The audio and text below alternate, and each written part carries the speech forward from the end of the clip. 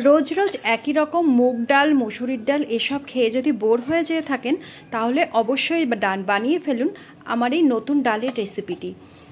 একবার এই ডাল খেলে আপনাদের এর স্বাদ একদম মুখে লেগে থাকবে। তো চলুন দেখে নিই কীভাবে বানিয়েছি এই ডালটি। এর জন্য প্রথমেই নিতে হবে মাসকলাইয়ের ডাল, যেটি কিনা খোসা ছাড়ানো, যে ডালগুলোকে আমরা অনেক উড়দ ডাল বলি বা বিউলির ডাল বলে থাকি। তো এই ডালটা আমি নিয়ে নিয়েছি 1 কাপ। এবার ডালটা জলের মধ্যে খুব ভালো করে চটকে চটকে ধুতে হবে। তো এটা ততক্ষণ ধুতে হবে যতক্ষণ এই সাদা জলটি না পরিবর্তন হয়ে যাচ্ছে। তো এই জলটা ধোয়ার পর এই যে পরিষ্কার জল বেরিয়ে গেছে, এটিকে আমি 10 মিনিট রেখে দিয়েছি ভিজিয়ে। এবার একটা কড়াই নিয়েছি, কড়াইয়ের মধ্যে আমি নিয়ে নিলাম তেল।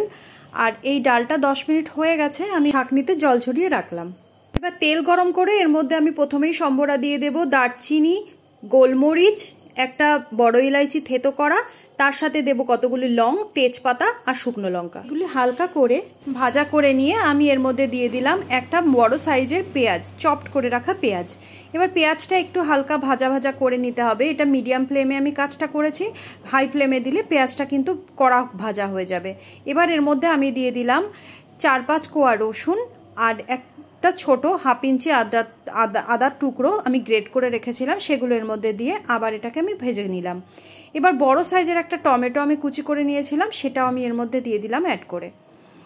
এবার এগুলো কিছুক্ষণ ভাজা ভাজা করে নেওয়ার পর আমি এর মধ্যে অ্যাড করলাম লবণ, আর তার সঙ্গে আমি এর মধ্যে দিয়ে দেব হলুদ।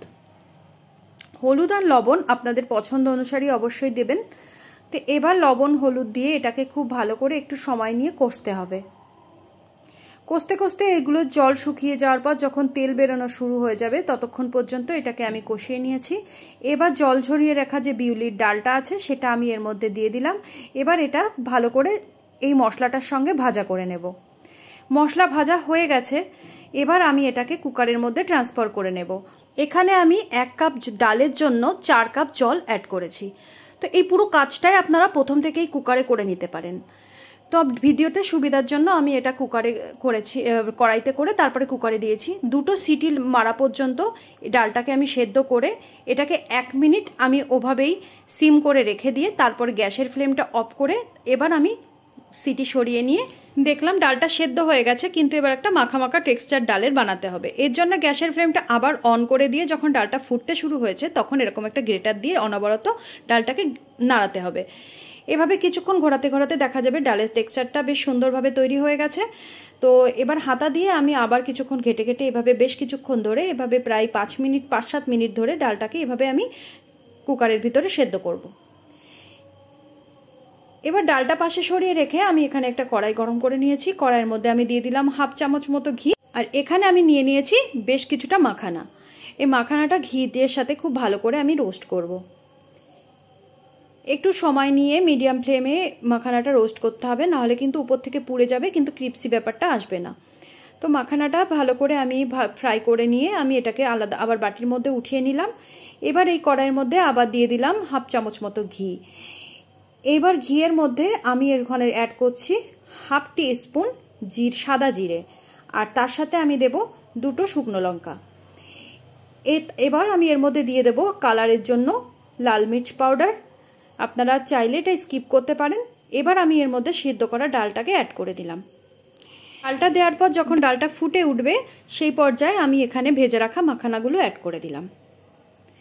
এবার মাখানার সাথে ডালটা কিছুক্ষণ সময় একটু রান্না করে নিতে হবে। এবার আমি এর মধ্যে অ্যাড করলাম 1 টিস্পুন মতো গরম মশলা আর 1 টিস্পুন চিনি। তো এবার কিছুক্ষণ পরে ফুটিয়ে নিয়ে আমি এটাকে একটু ঢাকা দিয়ে কিছুক্ষণ রান্না করব, যাতে ঘি গরম মশলা সব কিছুর যে ফ্লেভারটা ডালের সাথে খুব ভালো করে যাতে মিশে যায়। তো এখানে দেখুন তৈরি হয়ে গেছে খুবই সুন্দর একটা অন্যরকম টেস্টের ডাল। আর এই ডালের রেসিপিটি আপনারা ভাত, রুটি, পরোটা যে কোনো কিছুর সঙ্গে খেয়ে দেখবেন, অসাধারণ স্বাদের একটি রেসিপি এটা তৈরি হয়েছে। আর এর টেক্সচারটাও দেখুন খুবই লোভনীয় হয়েছে দেখতে, আর খেতেও কিন্তু অসাধারণ, আর গন্ধ স্বাদ সবকিছু অতুলনীয় এটার। আপনারা প্লিজ এই রেসিপিটি বানান, আর যদি ভালো লাগে একটা লাইক ও কমেন্ট অবশ্যই করবেন। আর ভালো লাগলে আমার চ্যানেলটিকে একটু সাবস্ক্রাইব করে অবশ্যই আমার পাশে থাকবেন। আজকের মতো এখানেই শেষ করছি, দেখা হবে অন্য কোনো রেসিপিতে।